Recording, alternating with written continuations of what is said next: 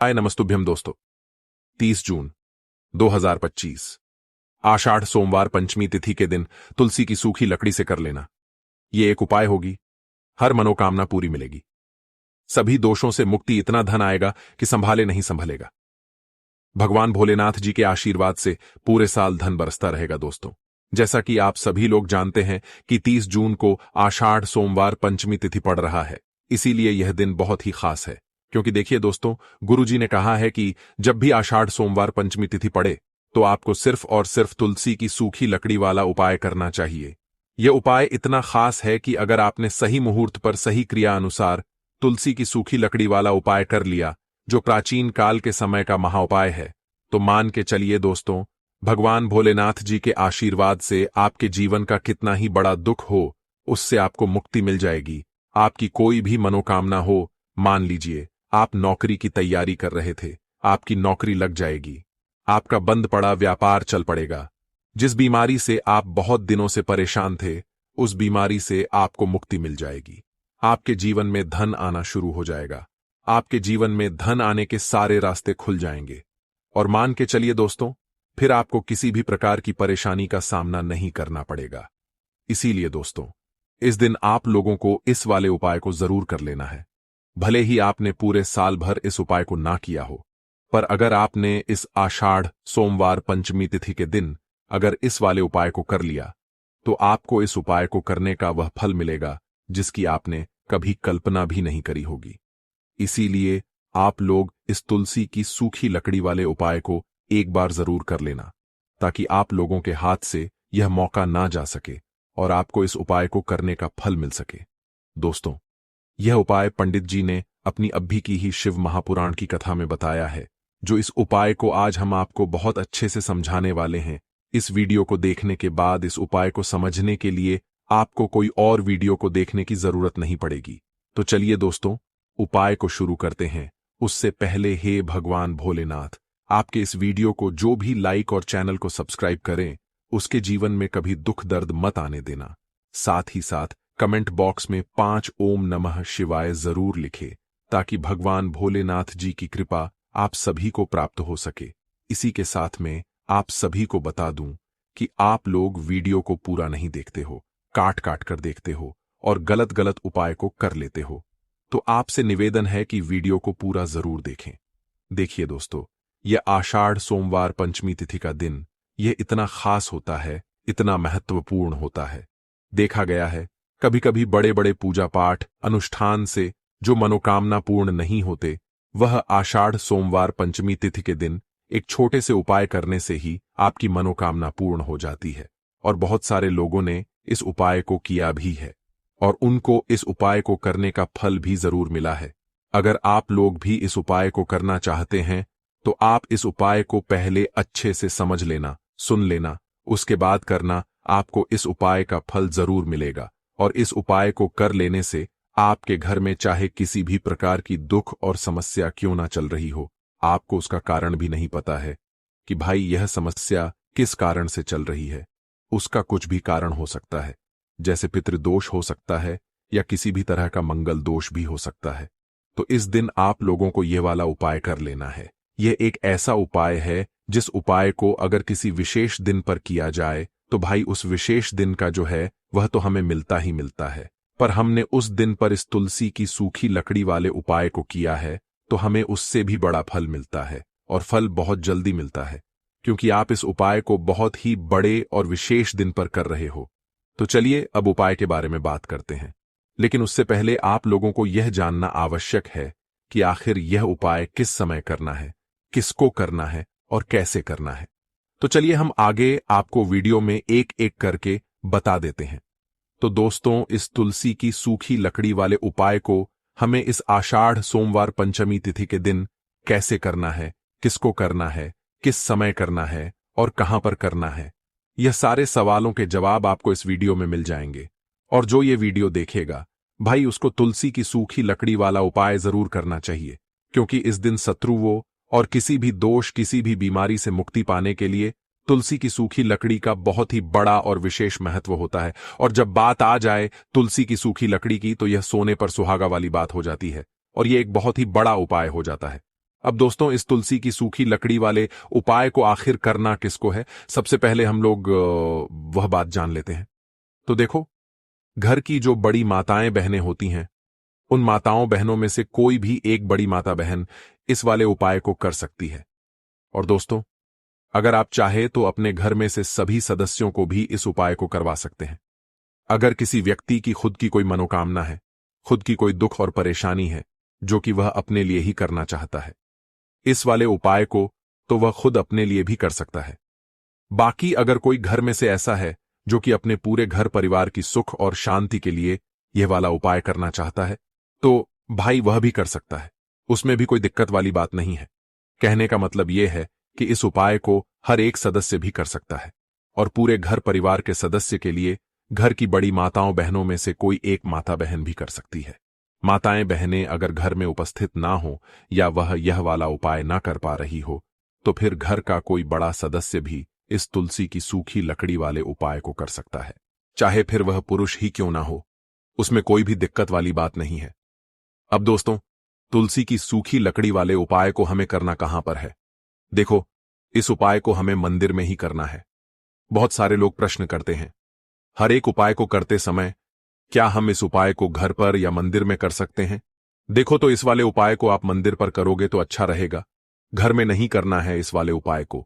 उसके बाद में दोस्तों, जो अगला प्रश्न निकल कर आता है वह यह आता है इस उपाय को लेकर कि आखिर इस उपाय को हमें किस समय करना है, सुबह के समय करना है कि शाम के समय करना है? तो देखो, इस वाले उपाय को आप लोग सुबह के समय भी कर सकते हो और शाम के समय प्रदोष काल में भी कर सकते हो।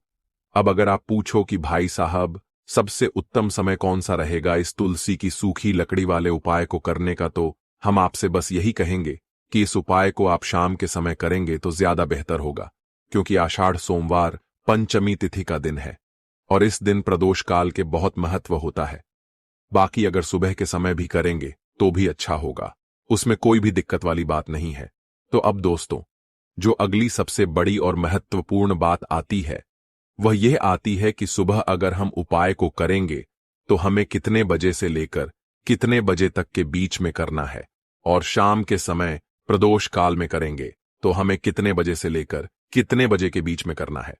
तो देखो, सुबह जितनी जल्दी हो सके आप उपाय को करने की कोशिश करना। बाकी अगर किसी कारणवश लेट भी हो जाओ, थोड़ी देर भी हो जाए तो देखो, सुबह जितनी जल्दी हो सके आप उपाय को करने की कोशिश करना। बाकी अगर किसी कारणवश लेट भी हो जाओ, थोड़ी देर भी हो जाए, तो 10 या 11 बजे तक भी आप उपाय कर लेना, पर 12 बजे से ज्यादा देरी ना हो। ठीक है, इस बात का ध्यान रखना। उसके बाद में दोस्तों, अगर शाम के समय प्रदोष काल की बात करें, प्रदोष काल का जो समय होता है वह शाम के 6 बजे से शुरू हो जाता है। मतलब शाम के 6 बजे से लेकर 7 बजे के बीच का जो समय होता है, यह समय प्रदोष काल का समय होता है। इस उपाय को 7 बजे या 8 बजे के बीच में भी कर सकते हो। मतलब शाम के 6 बजे से रात 8 बजे के बीच में आप कभी भी इस वाले उपाय को कर सकते हो, उसमें कोई भी दिक्कत वाली बात नहीं है। परंतु 30 जून आषाढ़ सोमवार पंचमी तिथि के दिन कोशिश करना कि समय के अंतर्गत ही कर लो। किसी कारणवश ना कर पाओ तो थोड़ा देरी से भी कर सकते हो। तो चलिए, अब हम अपने सबसे पहले उपाय की बात कर लेते हैं। तो देखिए दोस्तों, आज के इस पूरे ही वीडियो में हम आपको 3 चमत्कारिक उपाय बताने वाले हैं और यह तीनों ही उपाय बहुत ही खास और बहुत ही ज्यादा विशेष होने वाले हैं। तो चलिए दोस्तों, जान लेते हैं गुरुजी द्वारा बताए गए सबसे पहले उपाय के बारे में। आषाढ़ माह धन प्राप्ति उपाय, तुलसी की सूखी लकड़ी। घर में रख देना, बहुत जल्दी करोड़पति बनोगे, इतना पैसा बरसेगा। राधे राधे दोस्तों, आपको किसी भी दिन तुलसी की सूखी लकड़ी का उपाय घर पर करना है और ऐसा समझ लीजिए कि तुलसी की सूखी लकड़ी का यह उपाय आपको बहुत जल्दी करोड़पति बनाएगा, क्योंकि जो आषाढ़ का महीना है यह श्री हरि विष्णु को सबसे प्रिय महीना है। तो देखिए, स्कंद पुराण में आता है कि भगवान विष्णु को सबसे प्रिय अगर कोई महीना है तो वह आषाढ़ का ही महीना है, और आषाढ़ के महीने में तुलसी के उपाय रातों रात आपके भाग्य को चमकाते हैं। ऐसे में आज की वीडियो में हम आपको तुलसी के ऐसे उपाय बताने जा रहे हैं जो रातों रात आपका भाग्य चमकाएंगे और बहुत जल्दी आपको महाधनी बनाएंगे। तो देखिए, श्री हरि विष्णु प्रसन्न होते हैं। जब भी आप मां तुलसी से जुड़ा हुआ कोई भी उपाय करते हैं, मां लक्ष्मी प्रसन्न होती हैं। जब आप श्री हरि विष्णु को प्रसन्न करते हैं, अब आज की वीडियो में जो उपाय हम आपको बताने जा रहे हैं, इस उपाय को करने से श्री हरि विष्णु तुरंत प्रसन्न होते हैं और सीधे सीधे आप मां लक्ष्मी को प्रसन्न कर लेते हैं। आपके जीवन में आप खुद अपने सौभाग्य को प्राप्त कर लेते हैं इस छोटे से उपाय को करके। तो देखिए, सबसे पहले बात कर लेते हैं कि जो मां तुलसी हैं, इनके बिना श्री हरि विष्णु का पूजन और श्री हरि विष्णु का भोग दोनों ही अधूरे हैं।